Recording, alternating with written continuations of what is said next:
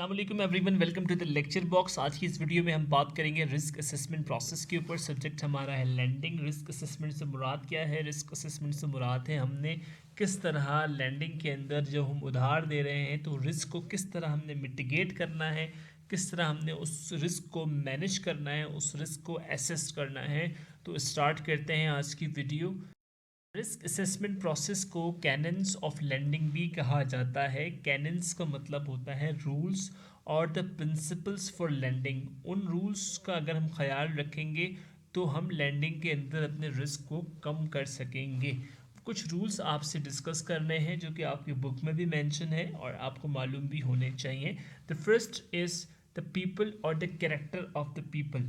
आप जिन लोगों से डील कर रहे हैं उनके बारे में आपको नो हाउ अच्छी होनी चाहिए। उस नो हाउ के लिए आपको क्या करना होगा? You have to contact and prepare a meeting with that customer. उन लोगों के साथ को मिलना होगा, उनकी एक्सपीरियंसेस को डिस्कस करना होगा, उनकी जो क्वालिफिकेशंस हैं उनको जानना होगा, उनकी बिजनेस, और अगर वो बिज़नेस करते हैं तो बिज़नेस मैनेजमेंट टीम के बारे में आपको पता होना चाहिए कि कौन लोग उस बिज़नेस के अंदर इन्वॉल्व है, उनके बिज़नेस के साथ कोई लीगल इश्यूज़ तो नहीं है, कोई पॉलिटिकल कॉन्टेक्ट्स तो नहीं है, ठीक है। उनके कॉस्ट का क्या स्ट्रक्चर है, वो मार्केट के अंदर कितने पेनिट्रेट हुए हैं, क्या उनकी प्रॉफिटेबिलिटी है, ये चीज़ें आपको पता होनी चाहिए। जितनी ज़्यादा आपको इनके बारे में नॉलेज होगी उतना ज़्यादा आपका रिस्क मिटिगेट करेगा।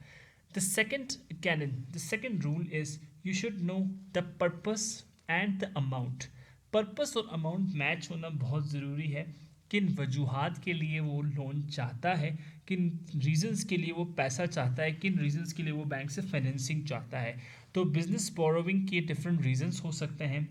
ऑपरेशनल एक्टिविटीज़ के लिए भी चाहिए हो सकता है, कोई एसेट परचेज करना हो बिजनेस को उसके लिए भी चाहिए होता है।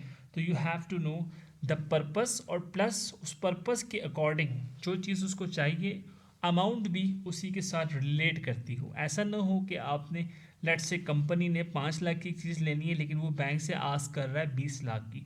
तो इस चीज़ को भी आपने एनालाइज करना है। आगे बढ़ेंगे हम आगे। अब हम डिस्कस करेंगे the capability of the lender. Capability of the lender जो है वो हमें पता कैसे चलेगी? उसके कैश फ्लो के एनालिसिस से। ठीक है जनाब। उसका जो इनफ्लो और आउटफ्लो है वो क्या है, आपको मैंने नोट्स में एक ट्रेडिंग साइकिल बना के दिखाया हुआ है। उसमें आपको ये बात पता होनी चाहिए कि कस्टमर का अपना कितना पैसा लगा हुआ बिजनेस में, डेब्ट कितना है उसके ऊपर। आपको पता होना चाहिए कि उसकी लिक्विडिटी रिस्क क्या है, क्रेडिट रिस्क क्या है। वो सब हम डिस्कस कर चुके हैं अपने लेक्चर नंबर 10 के अंदर। तो उन चीज़ों को सामने रखते हुए आपने उनके कैश फ्लो को एनालाइज करना है। And the fourth canon is the loan type और द पीरियड, यानी कि कितने टाइम के लिए वो लोन लेना चाहता है और कितने टाइम में वो उसको रिटर्न करेगा, और क्या वो लोन उसके बिजनेस नीड को मैच करता है या नहीं। ये चीज़ हम पहले डिस्कस कर चुके हैं, ये आपको पता होना चाहिए।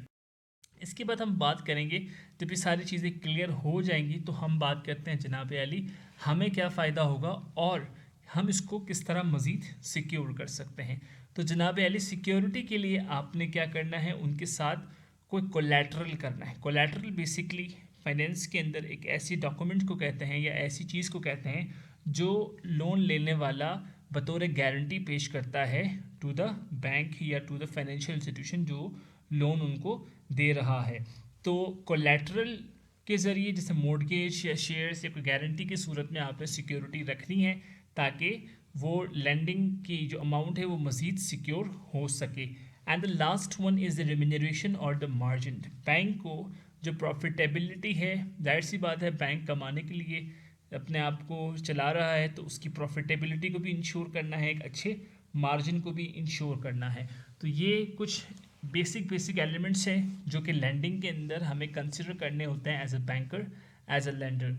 सो आई होप कि आपको वीडियो अच्छी लगी होगी, कुछ कॉन्सेप्ट मज़ीद क्लियर हुए होंगे। मिलेंगे इंशाल्लाह अगली वीडियो में। रेशियो एनालिसिस के ऊपर हम बात करेंगे। अगर कोई बात आपको ऐड करनी हो तो कमेंट में लाजमी शेयर कीजिएगा। Thank you so much for watching the video. अल्लाह हाफ़िज़।